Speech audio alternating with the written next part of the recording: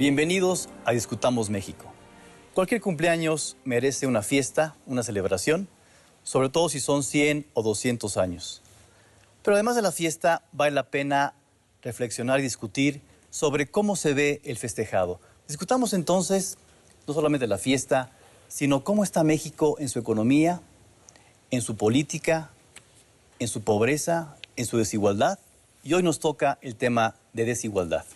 Tenemos hoy con nosotros a Fernando Cortés, a Gerardo Esquivel y a John Scott para discutir México y discutir la desigualdad. Algunas palabras asociadas con independencia y revolución son justicia, igualdad, equidad, trato igualitario. ¿Es México una sociedad igualitaria? ¿Lo ha sido? De acuerdo a una encuesta de movilidad social reciente, 70% de los mexicanos están de acuerdo con que las diferencias de ingreso son muy grandes en el país. Y esto puede ser cierto. El Coneval, Consejo Nacional de Evaluación, dijo hace poco que 48 millones de mexicanos más o menos están en la pobreza de alguna manera. Y también hemos visto algunas noticias en donde posiblemente las personas más ricas del mundo estén en México. Esto nos habla de que México es desigual. Desigual en el ingreso, desigual en el acceso a servicios básicos, desigual en justicia. ¿Cómo está México? Bueno, México hoy en día es un país con elevados niveles de desigualdad en la distribución del ingreso y está localizado en la región más desigual del orbe, que es América Latina. Mirado desde el punto de vista histórico, México experimentó una larga y sistemática disminución de la pobreza entre 1963 y 1984. En 89 aumentó significativamente debido a que se amplió la participación relativa del 10% de personas que tenían los ingresos más altos en el país. De ahí en adelante se ha mantenido elevada, con fluctuaciones menores, aun cuando en 2002 hubo una reducción marcada con respecto al año 2000. Pero la desigualdad en la distribución del ingreso está fuertemente relacionada con la desigualdad social.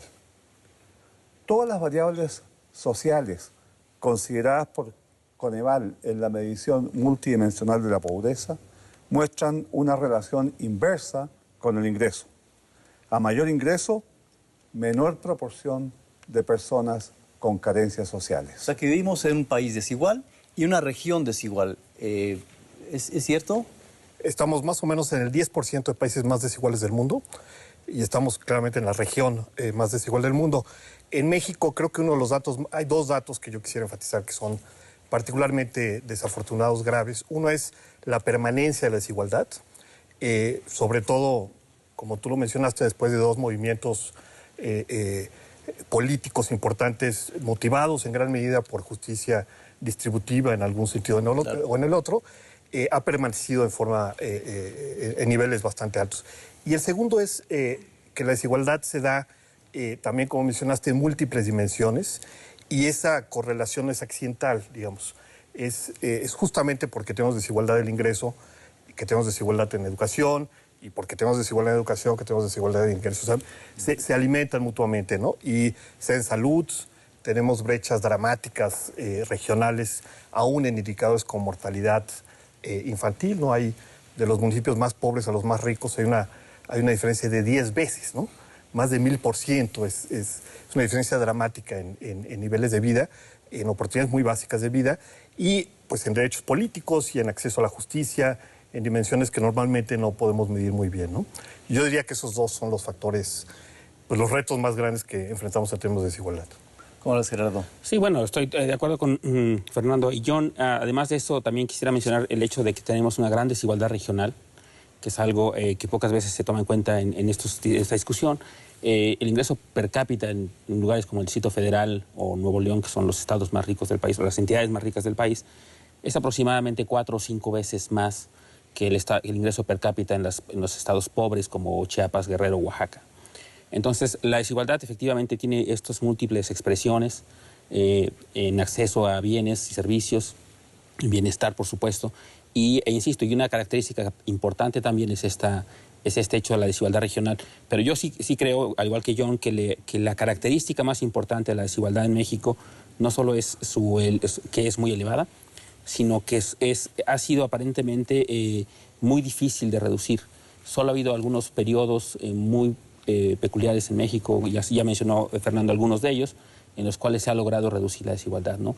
Parece ser permanente, parece haber una gran inercia, y eso pues nos convoca, me parece, a pensar en formas para poder reducir esta desigualdad que, como también mencionaba John, se retroalimenta, ¿no? Se retroalimenta porque se entra uno en un círculo vicioso, en este caso, en el cual la desigualdad genera a su vez desigualdad hoy genera desigualdad en el futuro, ¿no? Y en muchas esferas, ¿no? Siguiendo con los datos, si uno dividiera la población, el 10% más rico y el 10% más pobre, hay diferencias abismales. Por ejemplo, el 10% más rico gana el 40% de lo que se genera en el país, y los más pobres ganan apenas el 1.5%. Es una diferencia muy grande que en otros países en Europa no se ve tanto. Diferencias en educación.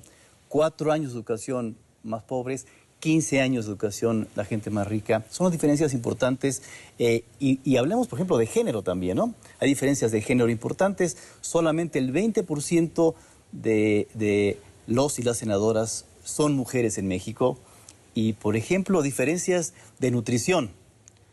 Los indígenas tienen el doble de la desnutrición que el promedio nacional. Son diferencias en muchas esferas. México es un país diverso y además desigual en muchos elementos de la vida diaria. ¿Y por qué tenemos desigualdad en México y en América Latina? ¿Cuáles son las causas principales? ¿Cómo la ven? Quizá también habría que precisar primero una cuestión. Hay desigualdad de resultados y desigualdad de oportunidades. La desigualdad de resultados no siempre es un problema. Es natural que haya desigualdad de resultados debido a que... ¿Qué quiere decir desigualdad de resultados? Que, digamos, dos personas iguales con el mismo ingreso familiar, el mismo contexto, en la misma escuela, pues pueden tener resultados diferentes en calificación, en la vida laboral, en el ingreso, etcétera, ¿no? Entonces, eso a lo mejor es natural. Pero luego hay una desigualdad de oportunidades que es quizá la que nos preocupa, la que preocupa cuando hablamos de la desigualdad, ¿no? Es decir, que haya posibilidades muy distintas de acceso a bienes como la educación, ¿no? Que no solo en sí mismo es algo que quizá queremos fomentar, sino que además tiene impactos en la vida futura de los individuos, porque mayor educación está asociada a mayores oportunidades de trabajo, mayor ingreso, etc. Entonces, buena parte de las causas tienen que ver con una desigualdad de oportunidades, con desigualdad de la posesión de activos, por ejemplo. Esa es otra cuestión. Activos, me refiero, es distinto cuando una familia ya posee un negocio comparado con alguien que no tiene nada, con lo cual obtener un ingreso en el futuro. Un activo viene siendo también la adquisición de capital humano, que es la educación. En fin, esos son factores que afectan a la desigualdad en el futuro, ¿no?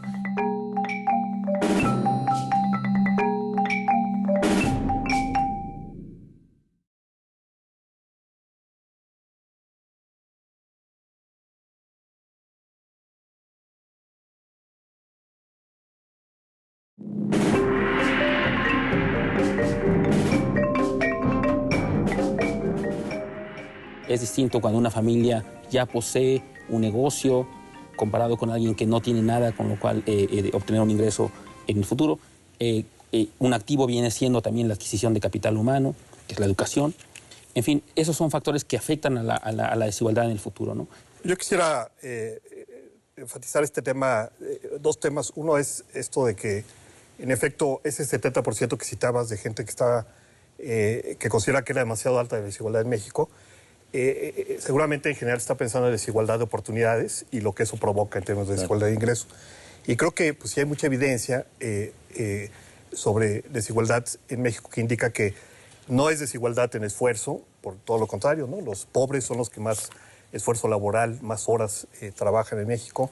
Es desigualdad realmente en oportunidades. Y eso es lo que hace la desigualdad injusta, ¿no? y trágica para una sociedad cuando es permanente y cuando afecta a los mismos grupos históricamente. Yo creo que si uno ve la historia de México en el contexto en que estamos hablando aquí, Pues uno de los grupos que más problemas de acceso a oportunidades ha tenido ha sido las poblaciones indígenas a lo largo de toda la historia, ¿no? El hecho de que sea el mismo grupo, digamos, poblaciones indígenas en el sur del país, en zonas rurales dispersas, antes y después de la independencia y de la Revolución Mexicana, hasta la fecha, pues te indica que hay un serio problema, digamos, Claro. estructural de desigualdad, ¿no? Quisiera hacer dos acotaciones. Creo que está claro que las características de las personas, de los hogares, de las familias, tales como el capital humano, el capital social, el capital financiero, el capital físico, incluso las transferencias que reciben, están afectando la desigualdad, indudablemente, porque si se distribuyen inequitativamente los activos, lo que vamos a ver es una distribución inequitativa también del ingreso. Pero creo que habría que tomar en cuenta, además de las características de la oferta de fuerza de trabajo, las características de la demanda de fuerza de trabajo. Es decir, el problema es, si una persona sí está formada, sí tiene capital humano, sí podría desempeñar una actividad productiva, puede que el puesto de trabajo no esté presente. Claro. Y por consiguiente no puede utilizar y recibir una retribución por el capital humano. Entonces, esa es una acotación, es decir, hay que tomar en cuenta también el otro lado y habría que ver entonces qué características tiene el desarrollo económico o la estructura productiva del país. Y el otro tema es que son muchos los autores que han puesto en el centro de la discusión la relativa estabilidad en la distribución del ingreso. Y a mí me interesa aquí destacar la investigación de Piketty, quien muestra que la desigualdad en la distribución del ingreso, con datos que cubren casi todo el siglo XX, para varios países, muestra que las desigualdades tienden a reducirse solo cuando se observan convulsiones políticas y sociales, crisis económicas y guerra. Creo que la época de la independencia, los grandes eventos que hemos tenido en esos 200 años, ha habido mucho conflicto, ¿no? Si tú ves en qué se gastaban los recursos públicos que mencionabas, pues era el 70, el 80% era gasto militar. Entonces, no fue una época donde los gobiernos hayan invertido en bienes públicos y notablemente los gobiernos coloniales, en educación, en salud, etcétera, ¿no? No hubo una inversión de ese tipo. Esa inversión en México ha llegado mucho más tarde, ¿no? Ha llegado, yo diría, pues en los últimos 50 años. Ha habido un esfuerzo muy importante, pero creo que acotado por la capacidad fiscal que tiene el país. El país, para darles un ejemplo, hemos pasado más o menos de una capacidad fiscal de como 7% al principio del siglo XX a 11% con impuestos generales, ¿no? Quitando al petróleo por un momento, en un periodo donde pues, otras regiones del mundo, notablemente los países industrializados, han pasado de algo similar, Estados Unidos de 7%, 10%, a 30, 40, hasta 50% de los países escandinavos. Entonces, ahí hay ¿no? Hay países que pueden utilizar una parte muy importante de sus recursos colectivos, sociales, para reducir desigualdades, y nosotros no tenemos esa capacidad. Creo que eso, a su vez, se explica por la desigualdad. En una sociedad muy desigual, los grupos de mayores ingresos pues pueden frenar políticas que los van a afectar negativamente, ¿no? Y este es el último punto que quisiera tocar, que es la herencia autoritaria del colonialismo e inclusive pues, de las sociedades prehispánicas, ¿no? Creo que eso nos ha marcado hasta la fecha, ¿no? Yo creo que en general, digamos, cuando uno tiene una economía caracterizada por tanta desigualdad como la mexicana, pues hay un acuerdo en que se puede reducir esta ya sea por la vía de los impuestos o por la vía del gasto, ¿no? Ha tenido a prevalecer en los últimos años la idea de que el gasto es quizá la forma más eficaz. Sin embargo, Yo no descartaría el hecho de que los impuestos sea una forma importante para reducir la desigualdad, ¿no? Estos ejemplos que se han mencionado y cómo se ha logrado reducir la desigualdad en algunos países, pues yo creo que nos lleva a preguntarnos qué esquemas han hecho justamente o han implementado para tratar de romper este círculo vicioso que genera la desigualdad, que genera y perpetúa la desigualdad, ¿no?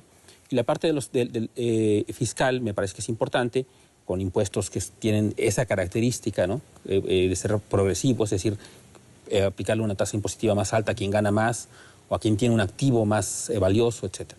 Y luego por la vía del gasto, y tú decías si se vea no recuerdo bien cómo lo planteaste, pero me parece que en México se ha hecho un esfuerzo importante, sobre todo en los últimos años, por destinar gasto al combate a la desigualdad.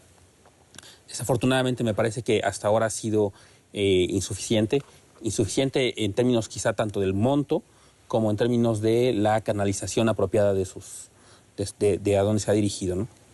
Es decir, se ha destinado a programas que no siempre son los más apropiados en términos del impacto que tiene para reducir la desigualdad. Hay algunos cuantos, por ejemplo, Progreso Oportunidades, que está muy bien valorado, que se sabe que sí va dirigido a los más necesitados del país y que por lo tanto tiene una contribución a reducir la desigualdad, pero hay muchos otros programas que efectivamente no han tenido este impacto porque no están dirigidos necesariamente a este segmento de la población que más lo necesita, sino que a veces van dirigidos a los grupos que son más activamente en términos políticos, que tienen mayor capacidad de búsqueda de rentas, de presión, etc. Entonces eso hace que el impacto del gasto en la reducción de la desigualdad no siempre haya sido tan eficaz como pudo haberlo sido en otros casos, ¿no? Sí, porque la paradoja es que quien grita más y quien está más visible, al final se puede llevar un pedazo más grande del pastel que Fernando decía, tanto en impuestos como en gasto. Es decir, siempre tenemos, yo insisto, en las exenciones, por muchas razones, en gasto y en ingreso. Y lo paradójico del tema de desigualdad y poder es que las dos cosas van muy de la mano. Y la gente en pobreza es muchas veces la gente que menos voz tiene y por lo tanto aquella que el gasto, este esfuerzo de todos los mexicanos no siempre llega ahí y en contra de ello, los grupos con más poder al final se pueden llevar un tajo más grande. Y eso nos lleva, entre las causas, al tema seguramente de los monopolios, ¿no? Los monopolios son monopolios públicos y privados, me da la impresión, ¿no? En donde el monopolio, la característica principal es no dejar entrar a competidores, ¿cierto? Y esto, a veces México, en la historia de México, pareciera ser la historia de barreras en varios frentes. En el político, cuando no había posibilidad de que un partido diferente ganara, y luego en muchas esferas, insisto, en la parte económica, en la parte social, en la parte de acceso a servicios básicos, esos elementos están ahí que impiden, desde mi punto de vista, el que fluya la movilidad y por lo tanto se reduzca la desigualdad entre grupos, entre regiones, entre grupos de poder contra los demás. Fernando. Sí, fíjense cómo nos hemos ido moviendo desde el nivel individual hacia los activos y ahora estamos en el papel que tiene la desigual distribución del poder sobre la desigualdad en la distribución del ingreso. Y la desigual distribución del poder se manifiesta, como lo estaba planteando Gonzalo, en la posibilidad que tienen algunos sectores sociales para imponer políticas o medidas que les son favorables a sus intereses e interferir a aquellos que les son desfavorables. Tan simple como eso. Entonces el resultado es una retroalimentación de la distribución inequitativa del poder.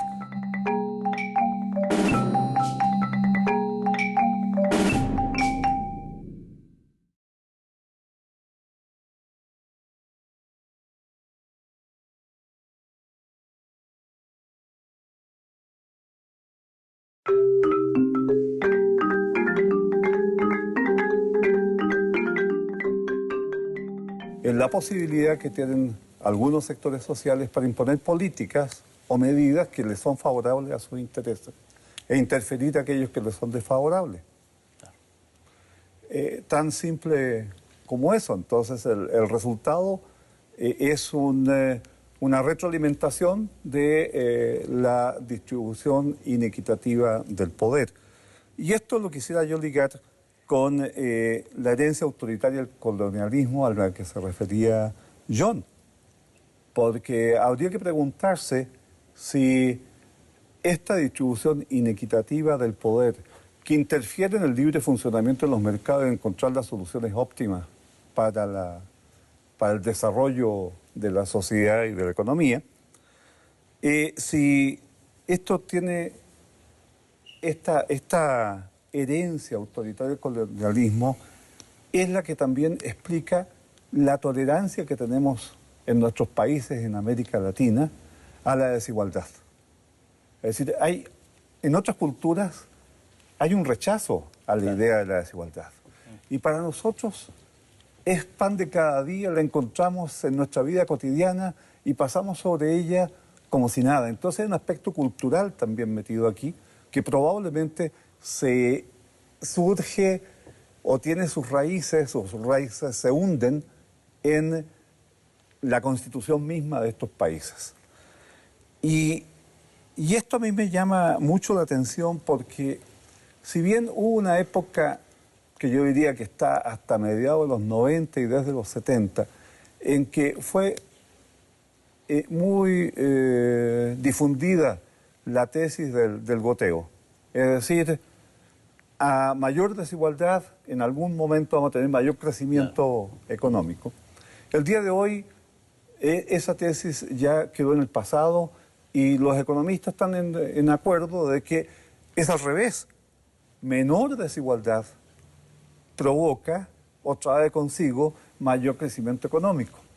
Si esto es así, al disminuir la desigualdad, poniendo impuestos, cambiando el gasto o por cualquier otro medio, cuando nosotros disminuimos la desigualdad, puede que algunos pierdan en el corto plazo, pero por el mayor crecimiento van a ganar en el largo plazo. ¿Qué entonces impide? La racionalidad está muy clara. Al disminuir la desigualdad, aumenta el crecimiento económico y el crecimiento económico aumenta el tamaño del pastel y disminuye la pobreza, tanto entonces por desigualdad como por crecimiento. Si es un círculo virtuoso y está tan claro, ¿por qué no tomamos las medidas pertinentes? Entonces tiene que haber otros factores que estén incidiendo en que no se ponga en operación en nuestro país este mecanismo. Sí. Estas sutilezas de las que tú hablabas a mí también me llaman la atención, que son de todos los días, ¿no? No tocamos o no hemos tocado el tema de discriminación, que es un tema a lo mejor en sí mismo, pero hay elementos de discriminación muy patentes en contra de la población indígena, por ejemplo, o muchas veces en contra de diferencias como género, ¿no? A lo mejor por pura coincidencia, pero hoy no invitamos a ninguna mujer aquí. Es un elemento ahí que hay que tomar en cuenta. Son cosas sutiles, ¿no? Otra, por ejemplo, que me llama la atención y que es el todos los días. Vivimos en casa donde hay una entrada de servicio, una escalera de servicio y un cuarto de servicio como algo muy natural, ¿no? En donde eso implica marcar esas diferencias de todos los días porque pues el servicio es distinto, por lo tanto tiene que entrar en puertas distintas, lo cual a mí me parece realmente dramático, ¿no? Sí. ¿Qué explica, no? ¿Qué explica esa? Claramente, digamos, la hipótesis que yo quisiera proponer, que creo que me parece está en la literatura, es que hay la desigualdad en sí mismo, una vez que estás en un estado de alta desigualdad, por razones históricas, etcétera, es muy, muy difícil salir de ahí, ¿no? La desigualdad genera trampas que hacen difícil escapar de la desigualdad. Una de ellas, notablemente, es que es difícil crecer en condiciones de alta desigualdad por múltiples razones, ¿no? Porque es difícil, si una gran cantidad de la población no tiene ingresos bajos, pues el ahorro es bajo, entonces uno de los motores del crecimiento por ahí no funciona. Otro son los impuestos. Tienes una élite que logra evitar que le cobren impuestos y un grupo grande que no podría pagar impuestos aunque quisiera por su nivel de ingresos. Pues ahí también, ¿no? A mayor desigualdad hay una gran correlación entre la desigualdad de los países y el tamaño de los estados, ¿no? Los estados pequeños tienden a perpetuarse en países con alta desigualdad y, pues, a su vez, por lo tanto, no pueden corregir la desigualdad, ¿no? Y hay otras más obvias, las políticas, ¿no? Creo que tú mencionas los monopolios. Cuando tienes desigualdad política y económica, pues eso te lleva a que ciertos grupos te lleva a un país de clubs, ¿no? Y un país de clubs que se aplica inclusive a la parte pública, donde tienes una fracción de la población que puede acceder a los beneficios del estado de bienestar, que supuestamente está dirigido hacia la población universal, ¿no? La seguridad social en México beneficia, primero tiene distintos tipos, ¿no? Distintos clubs, ¿no? Claro. El club del sector público, el club de las paraestatales, y luego el club de los trabajadores formales, y al final la mitad de la población sin club, ¿no? Que está en el sector informal, ¿no? Y eso, pues, explica a su vez, yo creo, una de las razones es por la desigualdad. ¿Por qué la cobertura de la desigualdad de la seguridad social es limitada?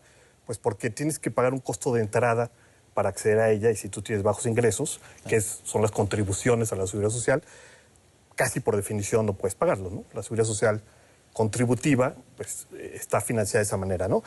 La educación superior es otro ejemplo, ¿no? Tienes que pagar un costo de acceso. ¿Cuál es ese costo? Pues primero terminar los ciclos anteriores y no salirte a trabajar antes, hacerlo en escuelas de calidad, que puede ser que sean las privadas. Entonces son, paradójicamente, esta gran institución con objetivos redistributivos, que es ofrecer la educación pública superior de forma gratuita, genera desigualdad porque acaban accediendo los hogares que pudieron pagar estos costos de entrada, ¿no? Y eso pasa muchas veces, ¿no? Tenemos instrumentos claramente con intenciones redistributivas, una retórica oficial importante redistributiva detrás de ellos, y que en condiciones distintas, suecas, digamos, podrían haber sido altamente redistributivos, pero en condiciones de alta desigualdad resulta que no lo son, ¿no? Yo creo que es un tema general que es importante discutir, que es el de las trampas de la desigualdad, ¿no? Sí, bueno, yo quisiera nada más un poco en la línea de lo que decía John, con lo cual difiero un poco en lo último que decía de que posiblemente el que se haya dinero en la educación pública universitaria acentúa el tema de la desigualdad. En efecto, puede acentuarlo, pero no por sí mismo, sino porque quizá porque no ha habido una inversión suficiente en un punto en la distribución de la educación, que me parece que es clave, anterior, que es el anterior, ¿no? La educación media superior. Creo que era tu punto. Ese era mi punto. Sí. Entonces, al no invertir lo suficiente en esa otra parte, se vuelve un embudo que termina entonces sí limitando y se traduce efectivamente en una limitante al acceso, ¿no? Entonces, nada más un poco esa presión. Respecto a lo que decía Fernando hace un momento, me parece crucial el término que él usaba de la tolerancia a la desigualdad, ¿no? Sí. Me parece que México es la sociedad mexicana en general es muy tolerante a la desigualdad, en buena medida porque no siempre se está consciente de la magnitud de la desigualdad, y en ese sentido me parece muy importante este programa, porque las cifras que se han mencionado aquí de la magnitud de la desigualdad pues son para llamar la atención a cualquiera. El hecho que seamos uno de los países más desiguales, en una de las regiones más desiguales del mundo, me parece que debería ser suficientemente grave. Y por otra parte, no se está consciente de las implicaciones que tiene la desigualdad. Es decir, las implicaciones que tiene, ya mencionaba también Fernando, el tema de el impacto que tiene en el crecimiento económico, ¿no? Por la vía fiscal, si ahí está muy desigual, se concentra la recaudación de impuestos en la clase media, el mercado interno es limitado, hay poco espacio para que se una mejor redistribución de acceso a bienes y servicios, porque hay un grupo con mucho poder que concentra o atrae estos servicios. En fin, hay una serie de factores que me parece que al final del día terminan siendo muy costosos para la sociedad mexicana en general en el mediano y largo plazo.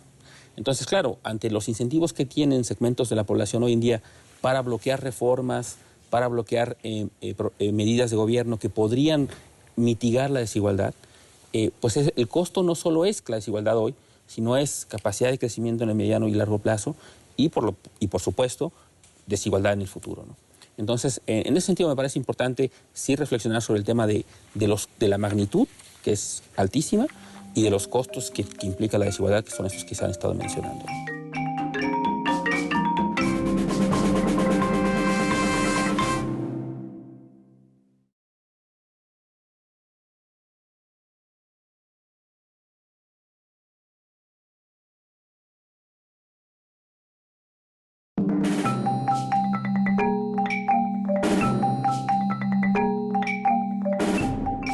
el costo no solo es la desigualdad hoy, sino es capacidad de crecimiento en el mediano y largo plazo y por supuesto, desigualdad en el futuro, ¿no? Entonces, en ese sentido me parece importante sí reflexionar sobre el tema de la magnitud, que es altísima, y de los costos que implica la desigualdad, que son estos que se han estado mencionando, ¿no? Pero todo esto nos debería llevar a nosotros y por supuesto a quien nos ve a discutir cómo cambiamos todo esto. ¿Qué proponemos para cambiar el país y que los siguientes 100 y 200 años sea un país más equitativo y con mayor igualdad? ¿Qué opinan?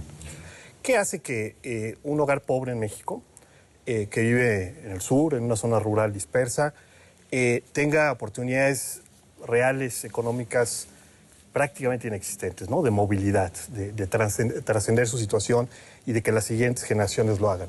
Creo que lo hacen, es una combinación de problemas de mercado y problemas de sus condiciones personales, ¿no?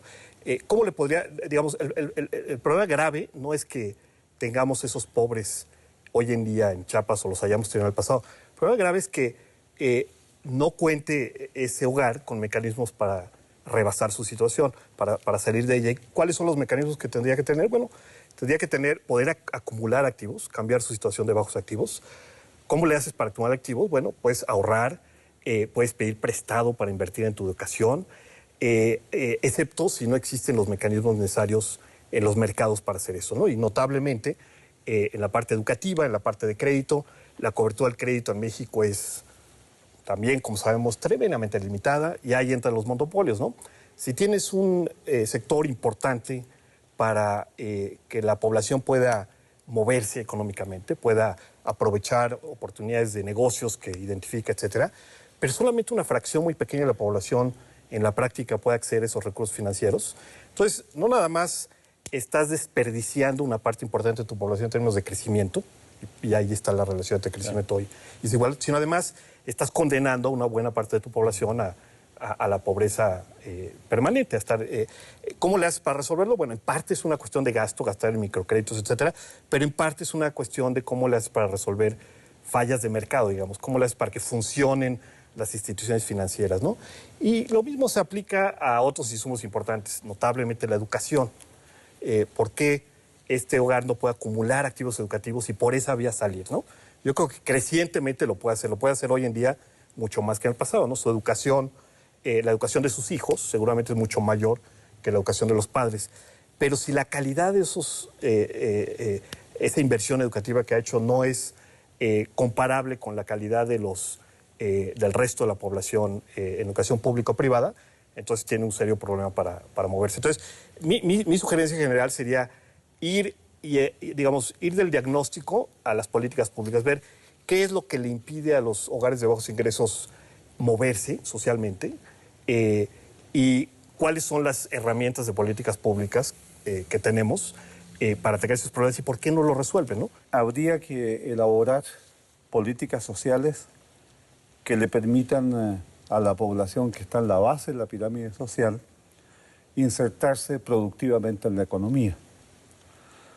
Pero esto significa, al mismo tiempo, que hay que diseñar políticas económicas que hagan crecer los empleos productivos y, por lo tanto, casar oferta con demanda de fuerza de trabajo. Es decir, hay que operar por los dos lados simultáneamente. También hay que, y en eso estoy totalmente de acuerdo, redistribuir el ingreso, pero para lo cual hay que convencer a los sectores de la cúspide de la pirámide social que van a ganar en el largo plazo, que si piensan de corto plazo, claro, van a disminuir su participación en el ingreso. Pero después de 2 o 3 vueltas de la economía, lo que van a tener es mejores condiciones económicas y probablemente lo que también ocurrirá, según decía Gonzalo hace un rato, la violencia social puede que disminuya, porque los estudios lo que muestran es que la violencia social está más relacionada con la distribución del ingreso que con la pobreza. Y por último, yo creo que es muy importante combatir la tolerancia a la desigualdad. ¿Pero cómo? Que El problema es cómo lo haces, porque tienes que mover valores. Tienes que pegarle a lo que es la estructura más básica de la constitución de los seres humanos en América Latina. Entonces, hay que incorporar profesionales que conozcan de esto, como los psicólogos y como los antropólogos, para ver cómo se puede combatir la tolerancia. ¿Cómo ves acciones como acciones afirmativas? Acción afirmativa quiere decir, a propósito, darle más espacios en la sociedad a los grupos que han estado más desfavorecidos históricamente. Por ejemplo, los indígenas. Que a propósito haya más población indígena en mejores escuelas, en puestos públicos, más mujeres en el Senado, en las cámaras de diputados, sin trampas, digamos. Exacto, ese es el problema. Porque luego hacen trampas. Ahora genera trampas. Ese tipo de políticas ¿Cómo hacemos? ¿La acción afirmativa vale la pena? Gerardo, ¿cómo ves? ¿O no? Bueno, yo creo que en algunos aspectos, en algunas áreas seguramente es muy importante, en términos de la tolerancia, disminuir la tolerancia a la desigualdad. La acción afirmativa en Estados Unidos hacia la población de raza negra, yo creo que fue una cosa muy importante en términos, primero, de ponerlo en la mesa de la discusión. En ese sentido, como el ejemplo que tú ponías de que la población indígena ha sufrido una discriminación histórica, y se ven las cifras, en casi cualquier indicador, las cifras de pobreza multidimensional que ustedes reportan, por ejemplo, demuestra una gran concentración de la pobreza y de carencia de los servicios básicos en ese segmento de la población. Me parece que podría ser importante. Pero yo creo que, digamos, eso podría ser útil, pero yo creo, en mi opinión, algo más importante que eso todavía sería tener políticas universales en algunos aspectos básicos, ¿no?, que hoy en día no tenemos. Por ejemplo, políticas de acceso a servicios de salud. Hubo recientemente un debate sobre qué porcentaje de la población tiene o no acceso a servicios de salud. El Seguro Popular sin duda está cubriendo un porcentaje que antes no se cubría, pero aún es insuficiente. Dos, posiblemente habría que revisar el tema de la calidad. Tres, habría que ver si la cobertura que se reporta en términos de quién puede tener acceso realmente lo está teniendo, es decir, se está beneficiando de ello o no. En fin, y yo creo que en ese sentido sí es muy diferente eso a tener una política de acceso universal a la salud. Sí. Y esas cosas son las que empiezan de alguna manera a mitigar los factores fundamentales de la desigualdad. Es decir, si toda la población tiene acceso a servicios de salud de buena calidad, pues tendrá un mejor nivel de vida, tendrá una mejor salud, podrá desempeñarse mejor en la escuela, en el trabajo, los niños podrán estar en mejores condiciones para aprender, etc. Lo mismo con el tema de la educación, pues que eso a nivel primaria se ha logrado, pero sí habría que pensar en aumentar la cobertura en algunas áreas, como decía, aún hoy en día, si bien es cierto que ha mejorado notablemente los años de educación promedio de la población, también es cierto que el acceso a educación superior en particular sigue siendo muy bajo, es de los más bajos de América Latina, estamos alrededor del 20%. Y de los más desiguales. Y de los más desiguales, es muy, muy bajo. Entonces, y es, al final de cuentas, quizá lo que es importante, o lo que ahora en día es importante, ¿no? Quizá hace 50 años el acceso a la educación media era suficiente para garantizar un buen ingreso. Hoy en día no es suficiente por las cuestiones tecnológicas, globalización, etcétera. Se requiere tener más educación para poder ser competitivo a nivel de una economía. Entonces, el acceso a la educación superior me parece que se vuelve crucial. Entonces, esas políticas que permiten eliminar esa desigualdad de oportunidades para acceder a salud, a educación, etcétera. Bueno, una solución sin duda es esto de las políticas universales. Ahora, claro que eso no puede hacerse si no hay su contraparte por el lado del ingreso. Es decir, claro que eso requiere una reforma fiscal importante, requiere que mucha más gente que hoy en día no contribuye lo haga, que gente de mayores ingresos que hoy en día paga relativamente poco pague más, etcétera.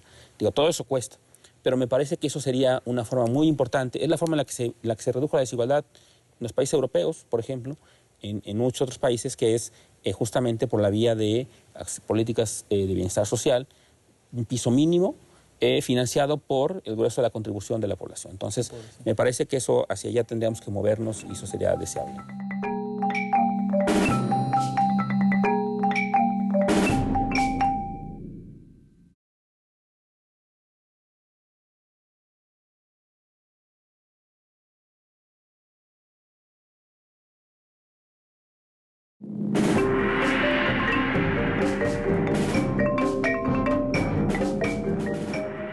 Es la forma en la que se redujo la desigualdad en los países europeos, por ejemplo, en muchos otros países, que es justamente por la vía de políticas de bienestar social, un piso mínimo financiado por el grueso de la contribución de la población. Entonces, me parece que eso hacia allá tendríamos que movernos y eso sería deseable. Y esta combinación, yo estoy de acuerdo contigo en la parte de políticas universales, porque estamos hablando en buena parte de derechos sociales también aquí. Por ejemplo, en salud, en educación, es prácticamente evidente que el tema de acceso universal está ahí, pero a lo mejor también combinado, Gerardo, con instrumentos específicos para favorecer a la población más pobre. Porque a veces, cuando lanzamos una política universal, pues a veces quien está más lejos, quien no tiene menos información y menos poder, llega al último, a la cola de los servicios universales. O no puede pagar el costo de entrada. O no puede cruzar esa barrera y por lo tanto esa combinación, a mí me parece, de política universal con instrumentos, y regresando al tema de oportunidades, que lo que hace oportunidades es complementar la idea universal de la educación, que en México se hace mucho. Incluso las escuelas básicas no tienen costo, colegiatura, digamos, pero incluso así hay familias que no pueden acceder a ellos porque tienen que poner a los hijos a trabajar. Entonces, creo que una combinación de las dos puede ser un elemento de mayor igualdad. Coincido y difiero en parte, ¿no? Una es que creo que hay partes que hay que focalizar y partes que deben ser universales, ¿no? Por ejemplo, un ejemplo de políticas, digamos, universales altamente desiguales son los subsidios al consumo, ¿no? Los subsidios energéticos, los subsidios inclusive vía exenciones al IVA, que son subsidios generalizados y como son subsidios al consumo y la distribución del consumo es muy desigual, pues automáticamente son altamente regresivos. Por cada peso que le das a un pobre, le tienes que dar 36 pesos. O sea, los subsidios energéticos y de gasolinas son regresivos. Los gasolinas le dan más a quien más tiene. Exacto, por ser subsidios generalizados y estar vinculados al consumo, ¿no? Por otro lado, creo que el caso de las políticas de protección social universales son muy buena idea, primero porque es la única manera de garantizar acceso para los más pobres. Inclusive oportunidades, siendo el mejor instrumento que tenemos, tiene errores de focalización. Hay una parte importante de la población pobre que no puede acceder a oportunidades simplemente porque pues, el programa depende de que haya llegado un encuestador identificado administrativamente una familia. Y haya salud, educación. Etcétera, exacto. Entonces, yo creo que, y además está conectado con la parte fiscal. Si vemos la historia de los estados de bienestar europeos, como mencionaba Gerardo, no ha sido que hicieron una reforma fiscal y a partir de eso financiaron una reforma a la seguridad social. Fue al revés, ¿no? Fueron estados con condiciones democráticas amplias. Eso generó presiones, sobre todo en la posguerra, para sus sistemas de bienestar con una cobertura muy amplia, un piso mínimo asegurado para todos, financiado en forma no contributiva, es decir, con impuestos generales, y eso permitió generar sistemas fiscales cada vez mayores y más eficientes, ¿no? Porque es un poco costoso si tienes, simplemente va creciendo el sistema fiscal y es un sistema fiscal ineficiente.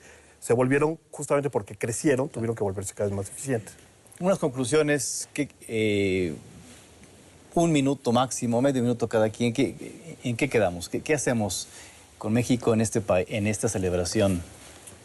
Bueno, yo creo que, por una parte, es importante atacar con políticas sociales universales o focalizadas según sea el caso. Pues no creo que siempre tengamos que tener políticas universales o solo y únicamente focalizadas. Hay que pensar cada situación para así tener incidencia en la pobreza y en la desigualdad en el corto plazo. Sin embargo, hay una restricción muy fuerte, que es el financiamiento. Y el financiamiento pasa por una reforma fiscal, donde, como decía Gonzalo, los que tienen más tienen que estar dispuestos a pagar o a pagar más, porque algunos que tienen más no pagan. Gerardo, 30 segundos. Sí, muy breve. Yo quisiera enfatizar el tema de sí estar conscientes de la magnitud de la desigualdad y de que reducir la tolerancia, ¿no? Y en ese sentido, sí, yo creo que hay muchas políticas que aquí podemos mencionar o discutir, pero una cosa que sí quisiera aprovechar en estos últimos segundos es decir que se ha descalificado muchas políticas con el calificativo de populismo. Y yo creo que eso no ha ayudado, porque muchas políticas que mucha gente califica como populistas, en realidad son políticas que ayudan a abatir la desigualdad. Y en ese sentido, me parece que se ha hecho una demonización, digamos, de este término y de estas políticas que tratan de compensar estas desigualdades en la población, ¿no? Yo creo que antes de criticar una política con base en este tipo de argumentos, habría que valorar si está lo importante realmente es si está atendiendo una demanda de la población para reducir la desigualdad, que como dijimos es muy importante.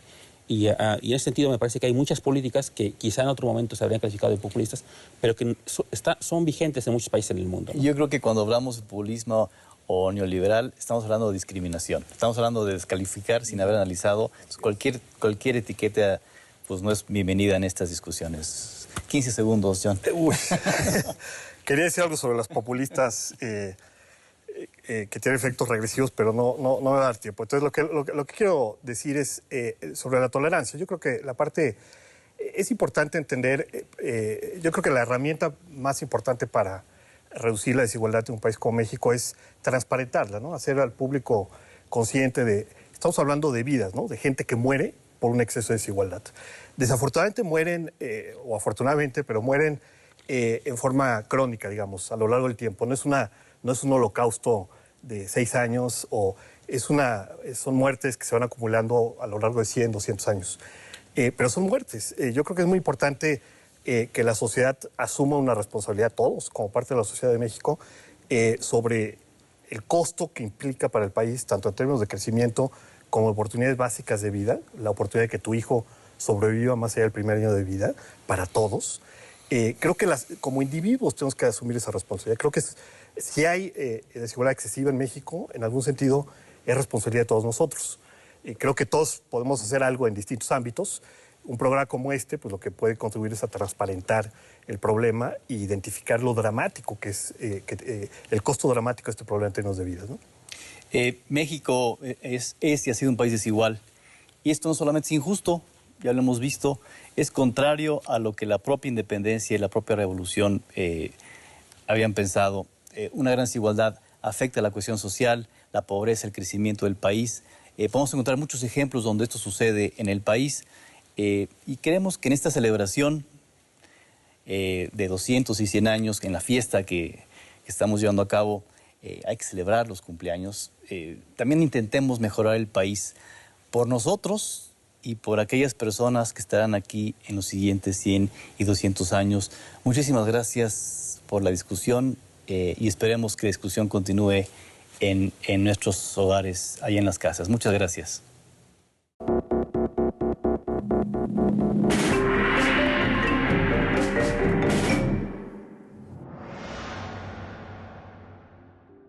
La pobreza se define básicamente como insatisfacción de necesidades humanas. Yo creo que es muy importante entender que esta situación de carencia, de necesidades insatisfechas, tiene que ver también con derechos que no se pueden ejercer plenamente. Si no tenemos una medición de la pobreza, es muy difícil saber qué es lo que ha ocurrido y luego tomar medidas al respecto. En la pobreza, en la definición de pobreza oficial de México, son 47 millones.